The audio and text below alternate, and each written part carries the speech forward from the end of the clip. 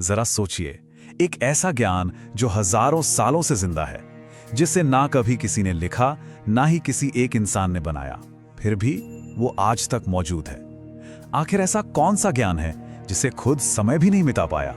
तो इसी गहरे और अमर ज्ञान को हम सब कहते हैं वेद।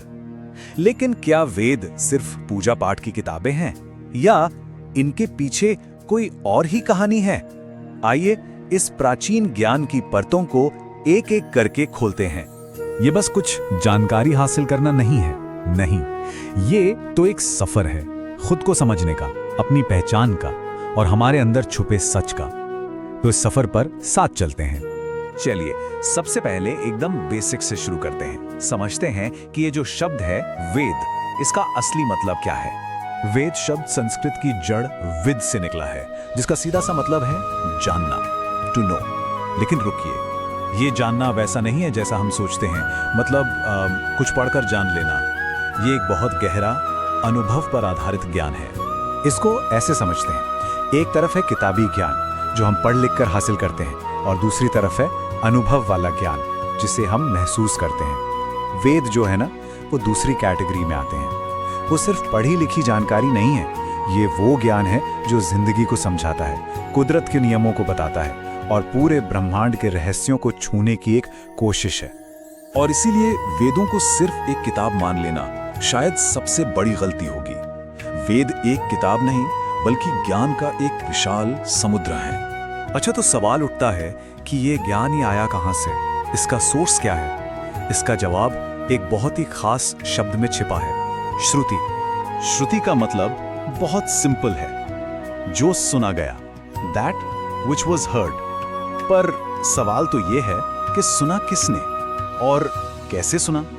माना जाता है कि पुराने जमाने में ऋषि मुनि जब बहुत गहरी मेडिटेशन या ध्यान में जाते थे तो उनका मन एकदम शांत हो जाता था, और उसी गहरी शांति में उन्होंने ब्रह्मांड के कॉस्मिक ट्रूथ्स को सोचा नहीं, बनाया नहीं, बल्कि उन्हें महसूस किया, जैसे कोई यूनिवर्सल फ्रीक्वेंसी कैच कर ली हो। उन्होंने इन सच्चाइयों को सुना। तो पॉइंट यह है कि वेदों को रिटन नॉलेज नहीं, बल्कि रिसीव्ड नॉलेज माना जाता है। मतलब ये वो सच है जिसे डिस्कवर किया गया, इन्वेंट नहीं किया गया। चलिए अब एक और भी ज्यादा हैरान करने वाले सवाल पर आते हैं। मान लिया कि ये ज्ञान सुना गया, लिखा नहीं गया, तो फिर हजारों साल तक बिना लिखे ये जिंदा कैसे रहा? जरा इमेजिन कीजिए, कोई किताबें नहीं है, लिखने का कोई साधन नहीं, फिर भी ये इतना विशाल ज्ञान जनरेशन आफ्टर जनरेशन बिना एक शब्द बदले आगे कैसे बढ़ता गया? How is that even possible? इसका जवाब है एक बहुत ही पावरफुल ट्रेडिशन में, गुरु शिष्य परंपरा। देखिए, होता ये था, ऋषि ने ज्ञान को रिसीव किया, फिर गुरु ने उसे अपने शिष्य को सिखाया, और सिखाने का तरीका भी कमाल का था। एक एक शब्द, उसका उच्चारण, सब कुछ परफेक्ट होना चाहिए। शिष्य का काम था उसे बिना किसी भी गलती के हूबहू याद करना, और बस ये चेन चलती गई। तो ये कोई नॉर्मल क्लासरूम स्टडी नहीं थी, ये एक तपस्या थी, एक डिसिप्लिन, एक डिवोशन था। सोचिए, एक ज्ञान जो बिना लिखे हजारों साल तक परफेक्टली प्रिजर्व्ड रहा, ये कोई मामूली बात तो हो ही नहीं सकती।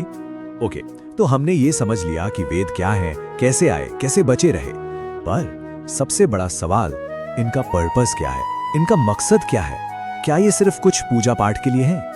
इसका जवाब है नहीं।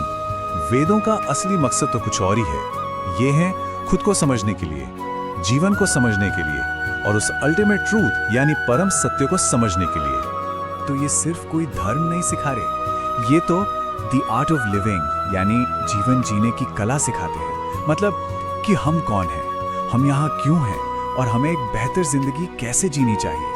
और पता है सबसे कमाल की बात क्या है?